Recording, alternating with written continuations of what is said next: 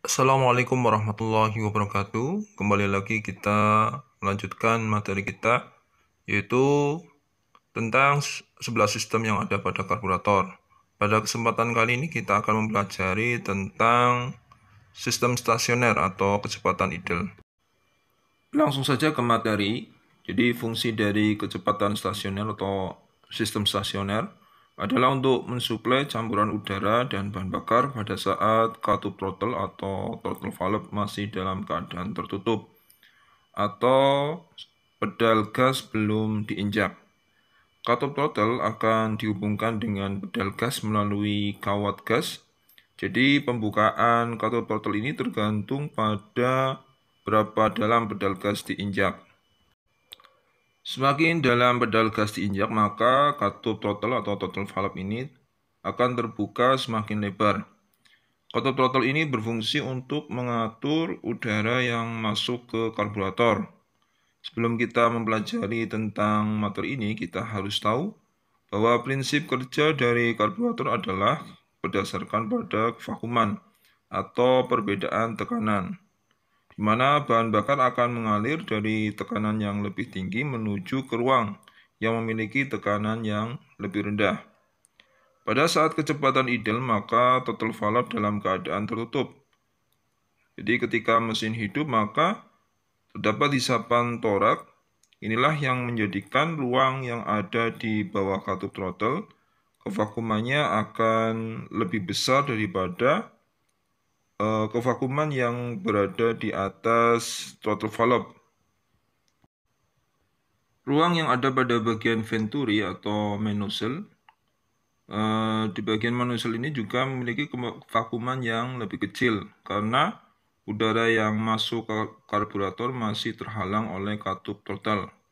Sehingga pada kecepatan stasioner, bahan bakar tidak dialirkan melalui main nozzle, tetapi akan dialirkan melalui idle pot atau saluran idle.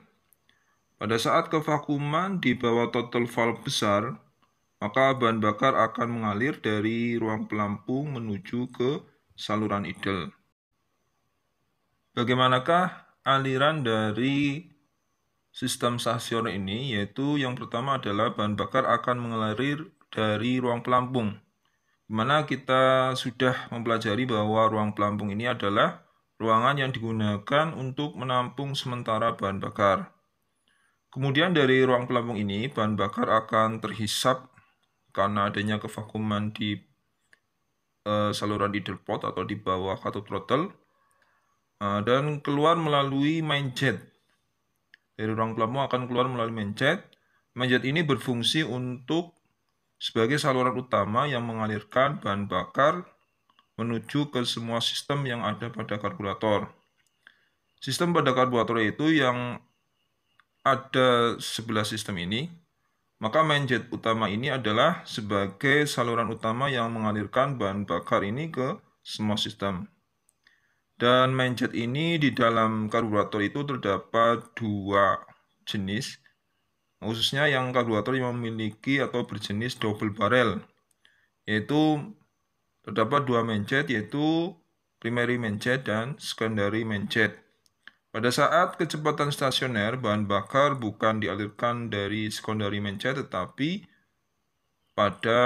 dialirkan pada primary main jet. Selanjutnya dari primary main jet, bahan bakar akan dialirkan menuju ke slot jet.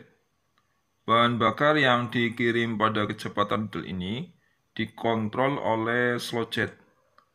Bahan bakar akan mengalir ke slot jet dan selanjutnya akan melewati atau dialirkan ke economizer jet. Jadi campuran udara yang mengalir ke sistem stasioner ini akan dikontrol karena di dalam komponen ini terdapat lubang saluran. Jadi pada slot jet ini terdapat lubang saluran.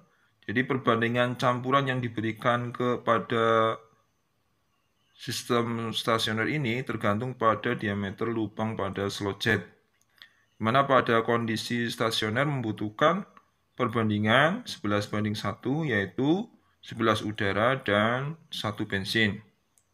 Kemudian untuk perawatannya biasanya dibersihkan, kemudian Jika slotjet ini tidak terpasang dengan kencang, maka akan terjadi kebocoran pada bahan bakar di sekitar baut slotjet. Hal ini akan menyebabkan jumlah bahan bakar yang akan disalurkan ke silinder menjadi gemuk atau kaya. Campuran terlalu gemuk ini bisa menyebabkan mesin akan sulit menyala karena kebanyakan bahan bakar. Jadi untuk perawatannya harus selalu pada saat servis harus selalu dibersihkan lubang dari slotjet ini. Karena jika kotor atau tersumbat bahan bakar akan menjadi kurus. Ketika campuran kurus akan berpengaruh pada putaran mesin, mesin akan menjadi kasar. Setelah melalui slotjet, bahan bakar akan mengalir ke economizer jet, tetapi sebelumnya bahan bakar akan dicampur dengan udara yang mengalir melalui saluran. Itu saluran tersebut bernama primary air bladder nomor 1. Jadi fungsi dari air bladder ini adalah untuk membantu mengatomisasi bahan bakar sehingga bahan bakar harus dicampur dengan udara.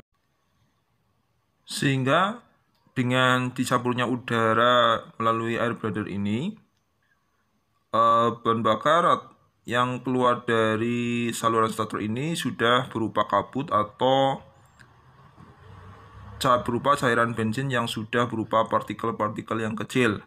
Sehingga dengan cairan yang berupa kabut ini bahan bakar akan mudah terbakar. Kemudian bahan bakar yang sudah tercampur dengan udara akan dialirkan menuju ke economizer jet. Economizer jet ini berfungsi untuk mempercepat aliran campuran bahan bakar dari slotjet sehingga akan mendapatkan atau menjadikan campuran tersebut akan lebih baik atau homogen. Campurannya akan lebih homogen. Di antara economizer jet dan idle pot terdapat sebuah katup yang bernama katup solenoid. Jadi katup solenoid ini berfungsi untuk membuka dan menutup saluran yang menuju ke idle pot. Katup solenoid ini akan terbuka ketika kunci kontak dalam keadaan on. Ketika katup solenoid ini terbuka, maka bahan bakar akan mengalir dari economizer jet menuju ke idle pot. Jadi sebelum bahan bakar dialirkan ke idle pot, bahan bakar akan kembali dicampur dengan udara yang disalurkan dari saluran primary air bladder nomor 2. Sehingga kesimpulannya pada saat kecepatan ideal, bahan bakar akan disuplai dari saluran idle atau idle pot. Di atas idle pot terdapat slow pot atau saluran kecepatan rendah. Jadi saat stasioner, bahan bakar ini tidak mengalir atau tidak disuplai dari slow pot. Kenapa? Itu disebabkan karena lubang dari saluran slow pot ini masih berada di atas katup throttle. Jadi saat katup throttle masih dalam keadaan tertutup. Karena lubang dari slow pot ini berada di atas, jadi kevakuman di slow pot ini masih kecil, sehingga hisapan atau tidak mempunyai kekuatan untuk menghisap bahan bakar dari saluran stasioner ini. Untuk katup solenoid ini di dalamnya terdapat sebuah kumparan di mana ketika kunci kontak dalam keadaan on, maka ada aliran arus dari baterai akan mengalir ke kunci kontak dan akan diteruskan dan dialirkan ke kumparan yang ada pada katup solenoid tersebut. Kumparan yang telah dialiri arus listrik ini akan menyebabkan kumparan tersebut menjadi magnet. Pada saat kumparan pada solenoid ini terjadi kemagnetan, maka kemagnetan tersebut akan menarik jarum yang ada pada katup solenoid. Jarum itu akan tertarik sehingga akan membuka saluran dari economizer jet ke idle pot. Jadi ketika katup solenoid ini rusak, atau jika katup solenoid rusak, atau dalam keadaan tertutup, maka mobil ini tidak dapat berputar pada kecepatan stasioner atau kecepatan ideal, tetapi mobil hanya bisa pada kecepatan sedang atau tinggi. karena tidak ada suplai bahan bakar dari saluran idle. Tetapi jika tidak terdapat katup solenoid atau misalkan katup solenoid ini terbuka terus, maka akan terjadi dieseling. Nah, dieseling ini adalah mesin di mana mesin ini tidak langsung mati saat kunci kontak off. Jadi mengapa mesin ini tidak langsung mati? Karena saat mesin dimatikan, torak tidak langsung berhenti, torak masih bergerak dan masih terjadi hisapan. Karena saluran tidak tertutup, maka bahan bakar masih dapat keluar dari saluran idle pot. Sedangkan terbakarnya bahan bakar karena masih panasnya temperatur di ruang bakar. Jadi terbakarnya bahan bakar karena adanya panas yang ada pada ruang bakar. Kemudian setelah campuran bahan bakar melewati saluran idle atau idle pot, maka campuran tersebut akan dialirkan menuju combustion chamber atau ruang bakar, di mana bagian bawah karburator ini terhubung dengan intake manifold, sehingga bahan bakar yang disemprotkan atau dikeluarkan melalui saluran idle atau idle pot akan mengalir melalui intake manifold dan akan masuk ke dalam combustion chamber atau ruang bakar.